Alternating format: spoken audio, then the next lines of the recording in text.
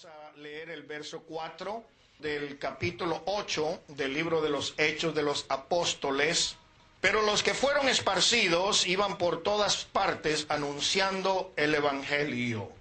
Entonces Felipe, descendiendo a la ciudad de Samaria, les predicaba a Cristo. Y la gente unánime escuchaba atentamente las cosas que decía Felipe, oyendo y viendo las señales que hacía.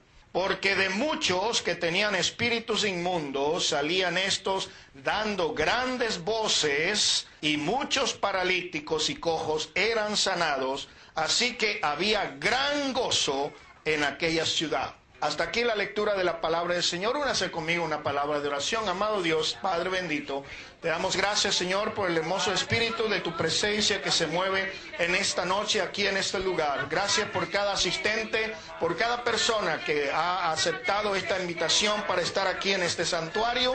Y ahora, Señor, nos preparamos para recibir el consejo de su palabra, esperando, Señor, que tú seas hablando a cada uno de nuestros corazones a través de tu palabra. En el nombre de Jesús, y alguien diga fuertemente amén. Tenga la bondad de tomar sus lugares. En este pasaje de la Escritura vamos a encontrar cosas muy importantes que debemos nosotros de poner atención. En primer lugar, entendamos una cosa, que el pueblo de Israel era una nación muy racista. Ellos se consideraban que por haber sido los elegidos de la bendición de Dios, por haber recibido la promesa a través de Abraham, ellos eran especiales, ellos eran diferentes, y en realidad lo eran. Pero llegaron al punto en que empezaron a envanecerse más en la bendición y la promesa de Dios que en aquel que le había dado la promesa. Y por eso se hicieron racistas, en el sentido de que al considerarse como una raza especial, empezaban a menospreciar, a despreciar a todos los demás. Recuerdo aquella ocasión cuando el apóstol Pedro recibió una invitación para ir a la casa de un centurión romano llamado Cornelio, y si no hubiese sido porque Dios le dio una revelación por medio de una visión, él tal vez no hubiese aceptado esa invitación. Pero el Señor le había dicho a Pedro: lo que yo he limpiado, tú no debes llamarlo inmundo. Van a venir a buscarte y yo quiero que tú vayas. Cuando él llegó a la casa de Cornelio, lo primero que sale de su boca es simplemente decir: bueno, ustedes saben que es una abominación para un judío entrar en la casa de un gentil. Pero, amados hermanos y amigos, el Señor no es un Dios que hace acepción de personas. La palabra de Dios nos dice que el Señor Jesucristo vino a lo suyo y los suyos no le recibieron. Pero a todos cuantos le recibieron, a los que creen en su nombre, Él les dio la potestad de ser hechos hijos de Dios. En una ocasión el Señor Jesucristo dijo: yo tengo un rebaño diferente, voy a otras ovejas que son de otro rebaño. Algunos piensan que Él se estaba refiriendo al mundo gentil. Pero el Señor Jesucristo, amados hermanos y amigos, nos da a entender a nosotros que cuando Él vino encarnado en ese tabernáculo humano que se llama el Hijo de Dios, al cual se le dio el nombre de Jesús y se le apodó el Cristo, que significa el ungido de Dios, esa manifestación terrenal o esa manifestación material de la divinidad, el cual es la persona de nuestro Señor Jesucristo, Él no vino al mundo para salvar a los judíos. La Biblia dice por medio del apóstol Pablo que la salvación viene de los judíos, porque de ellos eran las promesas, los pactos, la promulgación de la ley. Pero el Señor Jesucristo vino a salvar algo mucho más grande que simplemente una nación o un pueblo. Porque la Biblia dice: de tal manera amó Dios al mundo que dio a su Hijo unigénito, para que todo aquel que en Él crea no se pierda, mas tenga vida eterna. Aquí hablamos acerca de un mundo que está involucrando no solamente a los judíos, sino a todas las razas del universo. Y damos gracias a Dios por eso. Nuestro Dios no es un Dios que hace excepción de persona. Nuestro Dios no es un Dios que tiene favoritismo ni preferencia por ninguna raza, color, nacionalidad o posición social. Y damos gracias a Dios por eso, porque de otra manera muchos de nosotros hubiésemos sido excluidos de esta maravillosa bendición bendición de conocer el amor de Dios. Y una de las razas más aborrecidas que había en el tiempo de Jesús era la ciudad o el país, el pueblo de los samaritanos. Los samaritanos eran aborrecidos por los judíos, aún más que los gentiles. La palabra del Señor nos dice en el libro de Hechos capítulo 1 y verso 8, ustedes van a recibir poder y van a ser mis testigos, no solamente en Jerusalén, sino también en Judea. Incluye la palabra Samaria y hasta lo último de la tierra. El Señor había dado ese mandamiento también cuando dijo, id por todo el mundo y predicad el evangelio a toda criatura. No se estaba refiriendo exclusivamente a la nación judía o al país hebreo, pero también estaba hablando de todos los gentiles, incluyendo los samaritanos. Amados hermanos y amigos, cuando el Espíritu Santo se derramó en el día de Pentecostés, comenzó la iglesia. Ese fue el día cuando se dedicó, se abrió, se inauguró el periodo de la gracia a través del sacrificio de Jesucristo. Antes de eso, el hombre estaba sujeto a ofrecer sacrificios de animales y a cumplir la ley. Pero en el momento en que Jesucristo murió y resucitó, comenzó una nueva etapa. En el momento en que el Espíritu Santo desciende sobre los que estaban en el aposento alto, las puertas de la iglesia se abrieron para el mundo entero. Los primeros convertidos fueron judíos, los primeros creyentes que recibieron el Espíritu Santo fueron judíos, los primeros creyentes que fueron bautizados en el nombre del Señor Jesucristo fueron judíos, y comenzó un gran avivamiento en medio de ellos allí en la ciudad de Jerusalén. El primer sermón de Pedro, 3,000 personas se bautizaron, más adelante 5,000 personas se convirtieron, y en poco tiempo la iglesia en Jerusalén estaba llenando toda aquella región con el mensaje del evangelio. Y qué hermoso es estar en medio de un gran avivamiento. Qué bonito es estar donde hay orquestas y músicos y salmistas y cantantes que hermosean la alabanza en los servicios. Qué bonito es estar en medio de una gran multitud.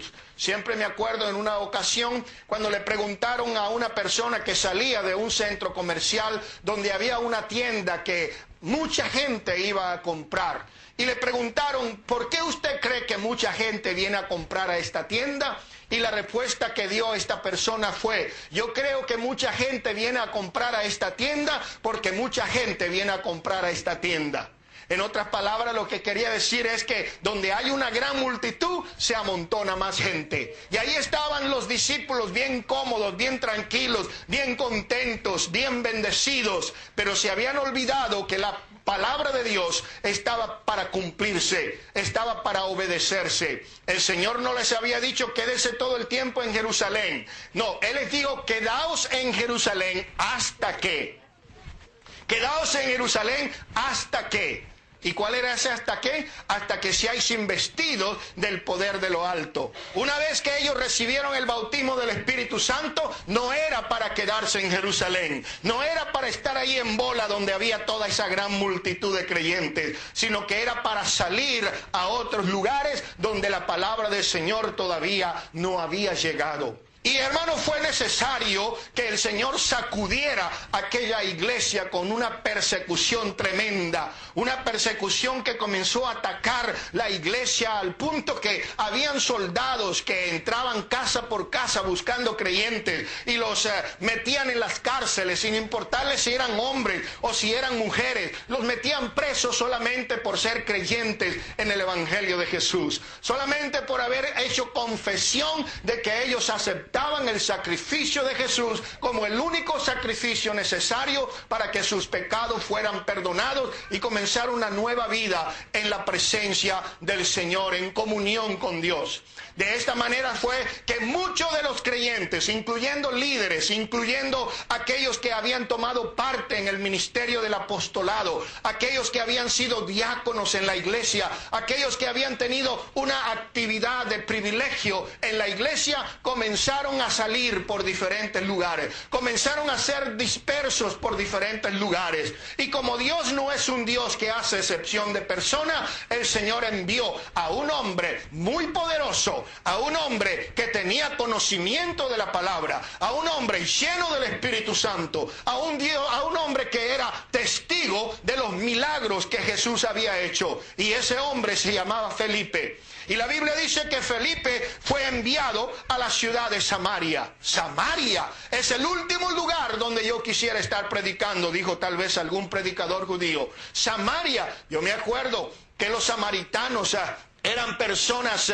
aborrecidas. ¿Sabe por qué eran aborrecidos? Porque los samaritanos habían sido colonos que regresaron del cautiverio de Asiria, enviados por el rey, con el propósito de volver otra vez a reconquistar aquella tierra. Eran considerados como personas traidoras a la identidad de ser un verdadero judío. Eran personas que se habían mezclado con una nación impía. Eran una especie de híbridos. No eran ni gentiles ni eran judíos. Yo recuerdo haber leído la historia de un gran psicólogo llamado Erik Erikson. Y él dice que durante su niñez él sufrió mucho porque nadie lo aceptaba. Él era medio judío y era medio blanco. Entre los blancos, él no era aceptado por blanco porque lo consideraban judío. Entre los judíos, él no era aceptado como judío porque lo consideraban medio blanco. Entonces, ni era de acá ni era de allá. Ni era de una raza ni era de la otra. Y él creció en medio de esa crisis de identidad, de no ser identificado ni como judío ni como gentil. De esa misma manera eran los samaritanos, aborrecidos porque era una mezcla de una nación impía como los asirios con un pueblo medio judío. Ellos quisieron venir a ayudar a la reconstrucción del templo y no se les permitió. Por esa razón tuvieron que construir un templo en otro monte diferente llamado el monte Gerizim. Pero allí en medio de ese pueblo, el Señor Jesús llegó en una ocasión. Para trasladarse las personas desde Jerusalén hasta lo que es la región del norte, como la ciudad de Nazaret, era necesario cruzar por Samaria. Pero para evitarse cruzar por Samaria, mucha gente tenía que irse por alrededor, lo cual era mucho más largo y más peligroso. Pero preferían irse por ahí que entrar a Samaria. Pero el Señor Jesús había entrado a Samaria. ¿Y se acuerdan ustedes cuando Él tenía hambre y estaba cansado y se quedó allí descansando? Envió a sus discípulos a comprar algo de comer. Y cuando regresaron se encontraron que estaba hablando con una mujer samaritana. ¿Qué le dijo Jesús a la samaritana? Le dijo: mujer, dame un vaso de agua que tengo sed. La mujer, sorprendida, se dirige a él y dice: ¿cómo tú te diriges a mí siendo que yo soy una mujer samaritana? Porque entre samaritano y judío no hay trato. Esa fue la introducción. Pero, amados hermanos, nosotros sabemos que cuando el Señor comenzó a desarrollar una plática, un diálogo con esta mujer, ella aceptó que Jesús era un profeta enviado por Dios. Y se fue al pueblo y hablaba con todas las personas y les decía: he encontrado a un hombre que me ha dicho todo. Este es el enviado de Dios, este es el Mesías, este es el Cristo. Vengan para que lo escuchen. Ya la semilla del Evangelio había sido sembrado en Samaria. Ahora era tiempo de ir a recolectar la cosecha. Eso fue lo que hizo Felipe. Felipe se fue a Samaria no por su propia cuenta, sino que fue enviado, empujado por el Espíritu de Dios, porque el Señor sabía dónde estaba la necesidad. Estimado hermano, estimado amigo, no es simplemente una casualidad el hecho de que el Señor haya puesto este centro de predicación y de adoración aquí en esta parte de la ciudad. Hay muchas iglesias alrededor, pero Dios ha abierto este lugar porque ha sido en su perfecta voluntad para servir como una puerta de escape, como un refugio en medio de la tormenta, como un faro que te alumbre en medio de la oscuridad. Para eso el Señor ha puesto este lugar y no ha sido casualidad ni coincidencia que Dios te haya traído a este lugar, porque en los planes de Dios todo es perfecto y todo tiene un propósito. ¿Alguien dijo amén? Amén. Gloria al Señor. Una cosa hermosa que yo veo aquí, hermanos, en primer lugar es que Felipe no se hizo rebelde. Felipe no comenzó a alegar con Dios. ¿Cómo es posible que tú me mandes a ese pueblo de gente impía y pagana? Porque ahí es donde está la necesidad, querido amigo. El Señor Jesús dijo, el que está sano no necesita de un doctor. Pero el Señor nos ha enviado donde hay necesidad, donde hay gente enferma. Tal vez no solamente del cuerpo, pero gente enferma del alma y del espíritu. Y ahí está el doctor de doctores, el médico por excelencia, para sanar, para curar, para perdonar y para hacerte una persona diferente. Alguien alabe el nombre del Señor. La Biblia dice que Felipe llegó a Samaria, descendió a la ciudad de Samaria. Inmediatamente él comenzó a predicar un mensaje. La Biblia dice que iban anunciando el evangelio. Hay muchos evangelios hoy en día. Hay evangelios que predican diferentes mensajes. Hay evangelios que predican diferentes caminos. Hay evangelios que hablan acerca de cosas que no tienen nada que ver con la palabra del Señor. En el libro de Gálatas, el apóstol San Pablo nos habla de un evangelio. Y él dice, si uno de nosotros o un ángel del cielo os anunciare un evangelio diferente del que os hemos anunciado, sea anatema. Alguien glorifique el nombre del Señor. ¿Qué significa la palabra evangelio? Simplemente significa las buenas noticias.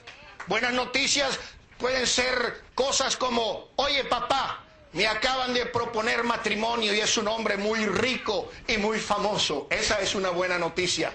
Oye, mijita, me acaban de dar un aumento de sueldo. Esa es una buena noticia. Pero cuando hablamos del evangelio, estamos hablando de buenas noticias, pero diferente. La buena noticia que tenemos es que Jesucristo vino al mundo para salvar a lo que estaba perdido. El evangelio es muy sencillo. El evangelio es tan sencillo que cualquier niño de primer grado puede entenderlo. No necesita usted ser un doctor universitario para poder entender los grandes enigmas filosóficos del evangelio. No, el evangelio es sencillo. La Biblia dice que Cristo vino al mundo. Dios se manifestó en carne, habitó en medio de nosotros. Tomando forma semejante a la nuestra, se humilló hasta la muerte y muerte de cruz. Ese es el primer punto importante del evangelio. Jesucristo murió y derramó sangre por los pecados de la humanidad. La palabra del Señor dice que Él fue sepultado y al tercer día resucitó y ascendió a los cielos y está sentado en el trono del Dios Todopoderoso. Algunos insinúan que Él está a la mano derecha del Padre.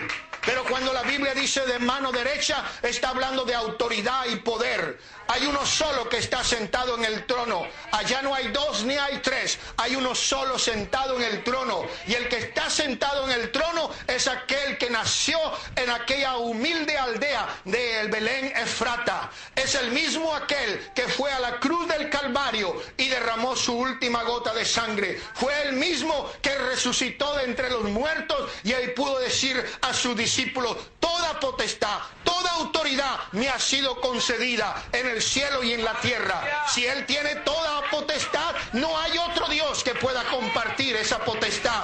Por eso la Biblia dice que Él es el mismo ayer, hoy y por todos los siglos. Él es el primero y Él es el último. Él es el alfa, Él es la omega. Él es el que es, el que era, el que ha de venir, el todopoderoso. Y la Biblia dice que en Él habita la plenitud de la divinidad corporalmente. El que está sentado en el trono es aquel que nació, vivió, murió y resucitó para salvación de todo aquel que crea en Él. Ese es el evangelio. Habrán otros predicando evangelio de pactos. Hay otros predicando evangelio de prosperidad. Hay otros predicando evangelios de hombres. Hay otros predicando doctrinas de error, de mentira y de engaño. Pero la iglesia verdadera es una iglesia que predica el evangelio. Aleluya, aleluya. Amados hermanos y amigos, qué triste cuando usted escucha a un predicador y parece que está más predicando de él que de Cristo.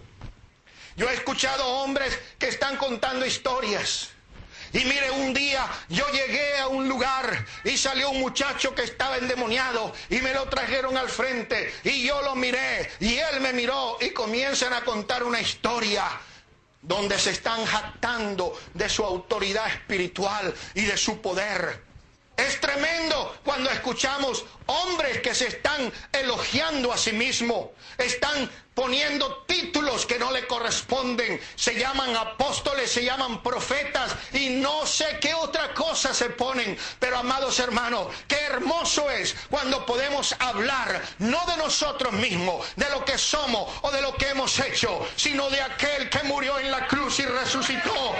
Nosotros no estamos aquí para darnos gloria, no estamos aquí para nosotros mismos ensalzarnos, sino para darle gloria, honra y alabanza a aquel Dios todopoderoso que se manifestó en medio de nosotros. Cuando predicamos el Evangelio y hablamos de Cristo, cosas grandes comienzan a suceder.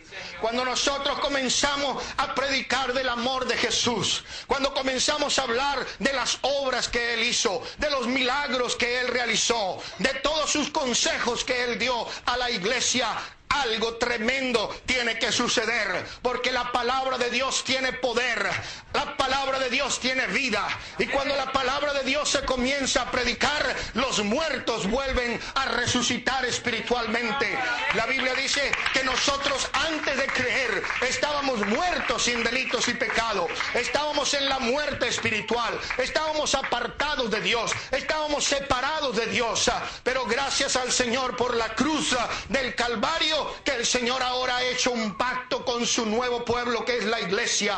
Ahora no importa que sea judío, no importa que sea gentil, no importa que sea moreno, no importa que sea rubio, no importa de dónde usted venga, lo importante es que estamos bajo la cobertura del mismo pacto, y la palabra del Señor nos garantiza a nosotros, oh gloria al nombre de Jesús, que nosotros que antes estábamos muertos en delitos y pecados, ahora el Señor nos ha dado vida. Nosotros que antes estábamos perdidos en la condenación, ahora Él nos salvó por su pura gracia y su misericordia.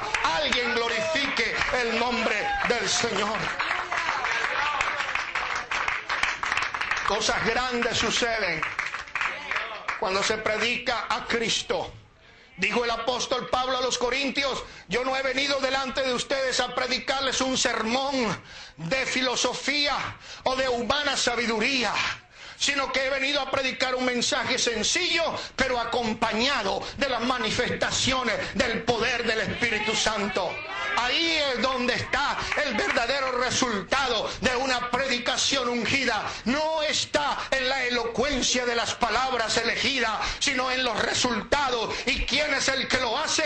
El que lo hace no es el predicador, el que lo hace no es el evangelista, sino el que lo hace es el Espíritu de Dios, que está respaldando el mensaje y está diciendo: estoy de acuerdo. Y de esa manera es como el Espíritu de Dios comienza a obrar con milagros, con señales, con prodigios. Alguien alabe el nombre de Jesús.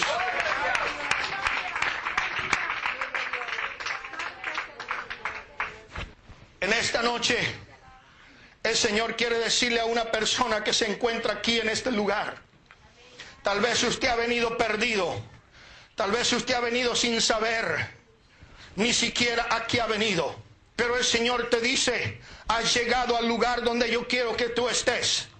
Estás en el lugar donde te van a predicar de mí y de mi palabra. Ese milagro que tú necesitas en tu vida está por venir, pero primero es necesario que tú escuches atentamente las cosas que Dios te va a hablar por medio de su siervo. Alguien diga amén. Allí en Samaria había un hombre llamado Simón, que le apodaban el mago. Era un hombre que sabía muchos trucos de magia. Los había seducido y los había engañado con sus trampas. Los había confundido y toda la gente creía que él era el gran poder de Dios. Oye, este hombre es poderoso, este brujo tiene poder, este brujo sabe cómo trabajar, a este brujo se le puede pagar lo que sea porque trae resultados positivos. He conocido gente que se dedica a explotar la fe de los pobres incrédulos y les ofrecen una limpia, les ofrecen un trabajo. Mire, si quieres que te vaya bien en el negocio, deja venir aquí a hacerte un trabajo para que te vaya bien y prosperes. Tú quieres que tu esposo esté amarrado a tus faldas, déjame hacerte un trabajo. Te va a costar caro, pero vale la pena. Van gente y sacan dinero y se lo dan a esos charlatanes creyendo que van a hacer un buen trabajo para que usted obtenga lo que quiere. Yo necesito un novio, necesito una novia. Quiero que me haga un trabajo para que yo consiga a alguien. Amados hermanos y amigos, el diablo tiene poder para confundir y para engañar. Pero en esta noche os estoy hablando de uno que es más poderoso que 1000 diablos juntos. Yo estoy hablando de uno al cual usted no necesita pagarle $1000 para que le haga una limpia, para que le vaya bien en su matrimonio, en su trabajo o en su negocio. Porque nosotros creemos en un Dios que tiene poder para hacer cosas grandes y maravillosas que a usted no le cuesta más que fe, creer, y verá usted los resultados. A su nombre. La persona comenzaron a escuchar atentamente las cosas que Felipe predicaba, oyendo y viendo las señales. Yo quiero decirte algo, hay gente que anda buscando señales. Tal vez usted se encuentre aquí en esta noche pidiendo una señal, pidiendo un milagro. Y hay muchos que dicen que los incrédulos andan detrás de las señales. Pero otros dicen que las señales andan detrás de los creyentes. Nosotros no andamos buscando una señal para creer. Nosotros creemos porque hemos visto las señales. Aleluya a su nombre. Tomás, el discípulo de Jesús, el mismo que había dicho, yo no creo que lo que ustedes me están diciendo es verdad, hasta que yo no lo vea con mis ojos y meta mis dedos en sus hoyos de las manos y meta mi mano en el hueco de su costado, yo no voy a creer. Pero 8 días después, en un culto como esto, el domingo por la tarde, dice la palabra del Señor que estaban todos reunidos y ahí estaba también Tomás, y se apareció Jesús, fue derechito donde estaba Tomás y lo llamó y le dijo, Tomasito, ven ahora y mete tu dedo aquí en los huecos de mi mano y mete tu mano en el costado para que no seas incrédulo sino creyente. Y Tomás cayó de rodillas y dijo, Señor mío y Dios mío, ahora creo. Pero el Señor le dijo, cree, no seas incrédulo. Grandes cosas van a pasar en tu vida, pero para eso es necesario que escuches atentamente la palabra. Tal vez hay alguien aquí en esta noche que está oyendo el ruido, está oyendo la bulla, está oyendo voces, pero no está oyendo la palabra. En una ocasión dice la Biblia que se le apareció el Señor a Pablo cuando iba camino a Damasco. Y había una gran cantidad de personas que iban con Pablo. Y la Biblia dice que Dios habló a Pablo y le dijo, ¿quién? Hey, ¿por qué tú me persigues?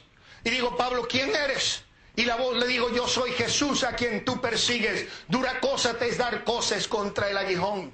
Pablo testifica posteriormente que toda la gente que andaba con él oyeron el ruido, oyeron el trueno, oyeron algo, pero no comprendieron las palabras. Las palabras las comprendió Pablo, porque él escuchó atentamente la voz de Dios. Tal vez alguien aquí en esta noche está oyendo el ruido. Tal vez aquí alguien esta noche está oyendo un palabrerío. Tal vez usted está diciendo, ya que se calle para irme a mi casa. Pero te quiero decir en esta hora, si tú atentamente escuchas la palabra, si tú atentamente estás poniendo atención a las cosas que Dios está hablando a tu corazón, si tú estás oyendo esta palabra, yo te garantizo que si tú oyes con fe, Dios va a obrar en tu vida, porque la Biblia dice que la fe viene por oír y el oír la palabra de Dios, y la Biblia dice que sin fe es imposible agradar a Dios.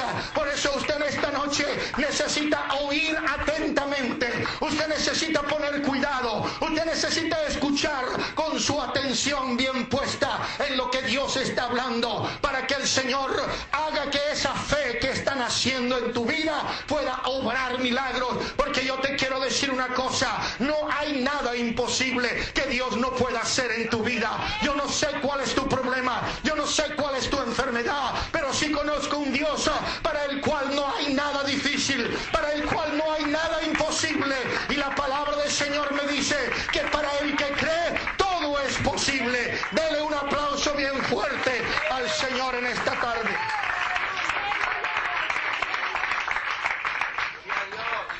Cuando los samaritanos escucharon atentamente la predicación del Evangelio, el mensaje de Cristo, muchos de los que tenían espíritus inmundos salían dando voces. Muchos paralíticos y cojos eran sanados. Así que había gran gozo en aquella ciudad. Señor, aleluya. Hay espíritus engañadores. El espíritu quiere controlar tu mente. El espíritu trabaja en tus pensamientos. La Biblia dice, así como el hombre piensa en su corazón, así es. Como la persona siente en su mente, así actúa. Por eso la palabra arrepentimiento simplemente significa cambie en su manera de pensar. ¿Sabe por qué? Porque cuando usted cambia su manera de pensar, van a cambiar también su manera de comportarse. Va a cambiar su manera de actuar. Va a cambiar su manera de vivir. El hombre sin Dios no tiene temor.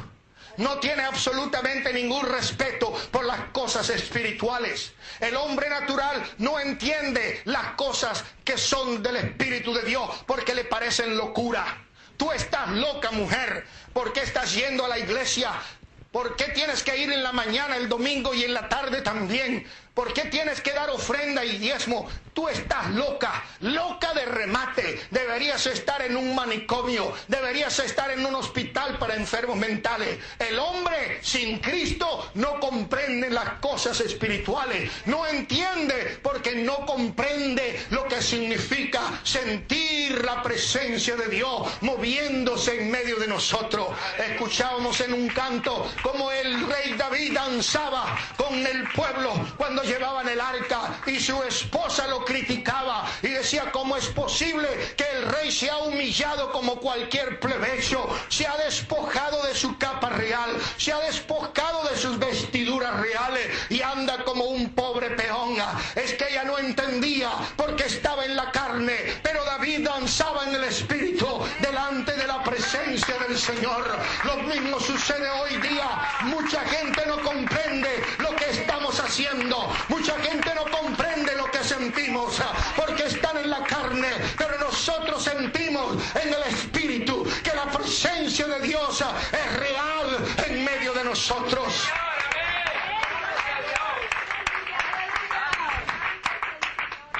Espíritus inmundos, espíritus religiosos, espíritus de confusión, de engaño, de mentira, de error, doctrinas enseñadas por los hombres, tradiciones. Todo eso hemos venido arrastrando a través de generaciones. Yo nací en un lugar católico. A la edad de 8 días me bautizaron. A los 5 años recibí la confirmación. A los 12 años hice la primera comunión. Y me convertí en un muchacho muy religioso que cada primer viernes del mes se confesaba y comulgaba. Pero había un vacío en mi vida que solamente pudo ser lleno cuando la palabra real y viva cambió todas las filosofías, todas las tradiciones y todas las doctrinas del catecismo de las monjas y lo convirtió en la palabra viva que el Señor ha dejado escrita para que todo aquel que de ella pueda alimentarse tenga realmente una visión de lo que es Dios y no de acuerdo con lo que el mundo enseña. Amados hermanos, nosotros no somos engañadores ni hemos sido engañados. La Biblia nos dice, no se dejen confundir, no se dejen engañar por tradiciones de hombres, según la elocuencia de hombres, según la tradición de hombres. Mas nosotros estamos hablando en esta noche según la palabra. Y este es el lema, este es el mensaje de la iglesia. Que hable la palabra, que hable la palabra, que hable la palabra. espíritus inmundos, espíritu de hechicería, espíritu de echar las cartas del tarot, espíritu de consultar la ouija, espíritus de hechicería han salido cuando se predica el mensaje del nombre. ¿Sabe por qué? Porque las tinieblas huyen cuando llega la luz. Las ratas y las cucarachas salen corriendo cuando se encienda la luz. Y nosotros que antes estábamos en tinieblas, en la oscuridad, en la mentira, en el error y el engaño, andábamos como ciegos. Pero la palabra del Señor nos dice en el libro de Isaías, el pueblo que andaba en tinieblas vio gran luz, y los que habitaban en el valle de sombra, luz resplandeció sobre ellos. Un día la palabra vino y trajo la luz a nuestra vida y echó fuera las tinieblas. Tal vez usted podrá decir: yo nunca fui un paralítico, yo nunca fui un ciego. Pero sabe una cosa, estimado oyente, ciego no solamente es aquel que no puede ver las cosas. Ciego es aquel que no entiende. Ciego es aquel que aunque se le presente la verdad, no la puede comprender. Hay un dicho en el mundo que dice: el peor ciego es el que no puede ver. El peor ciego es el que no quiere entender. Hay muchas personas que están tan aferradas a sus tradiciones, a sus costumbres de atrás.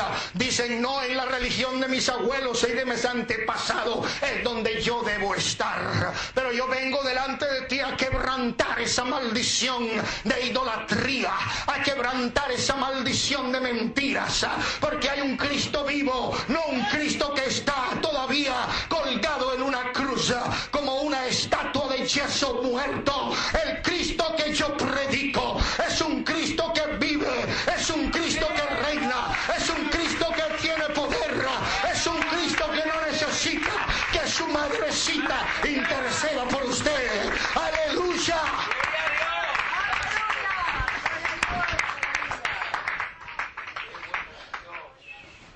Antes tal vez usted era un paralítico que no podía ir a la casa de Dios. Sus pies le llevaban al baile, sus pies le llevaban al partido de fútbol en la cancha. Oh, pero ahora esos paralíticos han sido curados. Y en lugar de que sus piecitos le lleven al baile, lo están trayendo a la casa de Dios. ¡Qué maravilloso! Que en lugar de estar ciego como estaba antes, mirando lo que no edifica y lo que no conviene, ahora usted puede mirar la gloria de Dios. Le digo el Señor Jesús a la hermana de Lázaro que estaba muerto: no te he dicho que si tú crees vas a ver la gloria de Dios. Amado amigo, querido oyente, cuando usted abre su corazón y comienza a creerle a Jesús, cuando usted lo comienza a recibir como su Salvador, lo comienza a aceptar como su pastor, lo comienza a aceptar como su compañero, cosas grandes van a suceder. Él va a cambiar la cerveza por una Biblia. Él va a cambiar la botella de tequila por un himnario. Aleluya. Gloria a Dios. Él va a cambiar tu miseria en triunfo. Él va a cambiar tu llanto en gozo. Él va a quitar el luto de tu corazón y va a poner alegría. Algo sucede cuando usted recibe el mensaje del Evangelio. El versículo 8 del capítulo 8 dice: había gran gozo en aquella ciudad. Aleluya. There was great joy in that city. El gozo del cual el Señor dijo: el que cree en mí, como dice la Escritura, de su interior correrán como ríos de agua viva. Y no estaba hablando de ríos de agua, estaba hablando del Espíritu Santo que iba a recibir los que creyesen en Él. Hay gozo cuando usted recibe el Espíritu Santo. La Biblia dice: no se emborrachen con vino, en lo cual hay disolución, antes ser lleno del Espíritu Santo. Cuando usted se goza en el Espíritu Santo, parece que estuviera borracho, parece que usted tuviese un gozo que el mundo no puede dar. Hay un canto que dice: el gozo que siento yo, el mundo no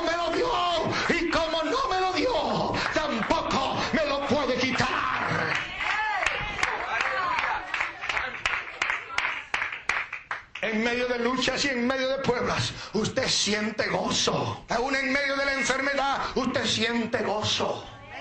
Aún enfrente a la muerte, usted siente gozo. El mundo no lo puede entender. Pero Pablo dijo, para mí el vivir es Cristo y el morir es ganancia. Estar ausente del cuerpo es estar en la presencia de Dios. Yo no le tengo miedo a la muerte, porque aunque este tabernáculo de carne fuese deshecho, yo tengo uno hecho en el cielo, no por manos de hombre. Esto corruptible se va a vestir de incorruptibilidad.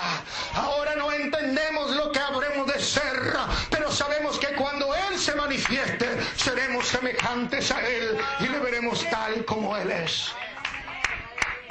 Ni la muerte puede quitar el gozo del creyente, porque cuando un creyente muere en Cristo, es una victoria. Pablo dijo, he peleado la buena batalla, he acabado mi carrera. Él no le tenía miedo a la muerte, porque él sabía en quién había creído. El creyente no le tiene miedo al diagnóstico del doctor. Cuando le dice, tienes cáncer, solamente te quedan unos 3 meses de vida. Usted puede decir, gracias Señor, gracias Señor. El mundo dice, ¿cómo le puedes dar gracias a Dios por eso? Es que la Biblia dice, dar gracias en todo, porque esta es la voluntad de Dios para con nosotros.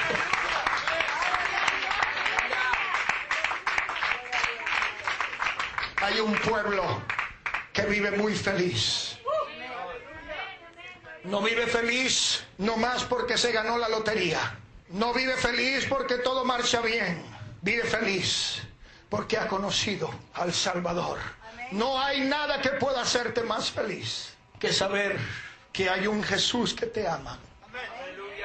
Que hay un Jesús que murió en la cruz por ti. Que hay un Dios de amor y misericordia que no quiere la muerte del pecador, sino que se arrepiente y viva. Si usted en esta noche se encuentra aquí en este lugar y todavía no le ha entregado su vida a Jesús, este es el mejor momento. La Biblia dice, si oyeres hoy mi voz, no pongan duros sus corazones. No digan, hoy no, la semana que viene. Porque la palabra dice, hoy es el día de salvación. Hoy. Tal vez usted piense que tiene muchos años por vivir, pero solamente un instante nos separa de la eternidad. Usted puede salir de este lugar y no regresar nunca más. Y no crea que después de muerto usted puede salvarse, porque la Biblia dice, no te alabarán los que descienden a la sepultura. Los muertos no alabarán a Dios. Una vez que usted muera sin haber aceptado a Jesús, sin haberse arrepentido de sus pecados, sin haberse bautizado en agua en el nombre de Jesucristo, sin haber recibido el bautismo del Espíritu Santo, solamente te espera una horrenda expectación de condenación. Pero qué tristeza que estando tan cerca de Dios, usted vaya a perder su alma para siempre. Qué triste que estando tan cerca de Dios, se pueda perder para siempre, cuando hoy usted puede aceptar a Jesús. Aleluya. Así como lo recibieron aquellas personas. En el versículo 12 del capítulo 8, dice la Biblia, pero cuando creyeron a Felipe, que anunciaba el evangelio del reino de Dios y el nombre de Jesucristo, se bautizaban hombres y mujeres.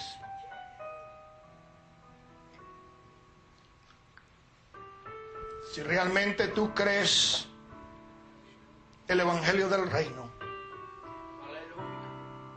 es necesario que des ese paso decisivo y le digas al pastor Martínez, pastor, yo entiendo el evangelio, yo reconozco que soy un hombre o una mujer pecadora, porque la Biblia dice, por cuanto todos pecaron están destituidos de la gloria de Dios. La Biblia dice, no hay justo ni siquiera uno. Todos se descarriaron como ovejas, cada quien se fue por su propio camino. Yo reconozco en esta noche que soy un hombre o una mujer que ha faltado delante de Dios. Yo sé que no hay nada que yo pueda hacer, no hay dinero que yo pueda pagar, no hay sacrificio que yo pueda hacer que me pueda perdonar mis pecados. Pero yo acepto el sacrificio de Jesús en la cruz del Calvario. Y reconozco que por sus llagas fui curado. Acepto, Señor, que la sangre de Jesucristo me limpia de todo pecado. Y si tú me perdonas, nunca jamás te volverás a acordar de ellos. En esta noche yo te pido, Señor, que tú entres a mi vida. En esta noche yo te pido, Señor, que tú tomes control de mi mente. En esta noche te pido, Señor, que tú me ayudes a hacer lo que tú quieres que yo sea. Me arrepiento de todo. Te abro mi corazón. Te recibo como mi Salvador. Yo quisiera invitarles que estén de pie, por favor.